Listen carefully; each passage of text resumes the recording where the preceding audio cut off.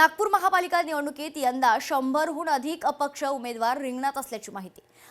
अपक्ष खरं तर उमेदवारामुळे निवडणुकीची रंगत आणखीन वाढली। अपक्षांची संख्या जास्त असल्याने मतविभाजन होण्याची शक्यता आहे। तर प्रमुख पक्षाच्या मात्र चिंतेत वाढ झाल्याची महत्त्वाची माहिती आहे। अपक्ष उमेदवार कुणाचं गणित बिघडवणार हे पाहणं देखील तितकंच महत्त्वाचं ठरेल।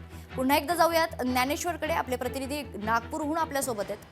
ज्ञानेश्वर, अपक्ष उमेदवारांची संख्या जास्त आहे, त्यामुळे मुख्य जे पक्ष आहेत त्यांची चिंता कुठेतरी वाढली आहे का? एकंदरीतच काय चित्र नागपूरमध्ये पाहायला मिळते? ज्ञानेश्वर,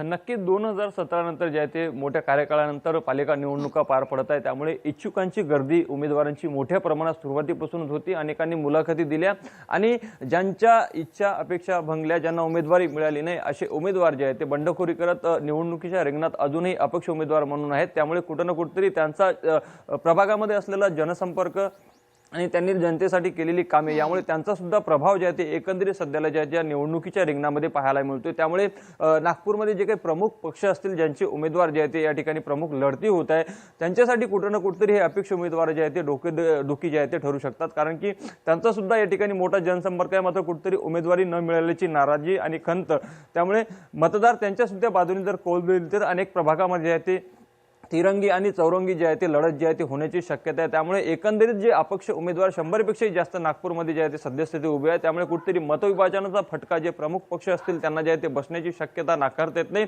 त्यामुळे जे अपक्ष उमेदवार सद्यस्थितीमध्ये जे आहे ते या ठिकाणी रिंगणात उभे आहेत ते कुठं ना कुठेतरी आता जे प्रमुख राजकीय पक्ष आहेत त्यांना डोकेदुखी ठरणार हे मात्र निश्चित ठरलेलं आहे। निश्चित। धन्यवाद ज्ञानेश्वर, आपण दिलेल्या सविस्तर माहितीसाठी।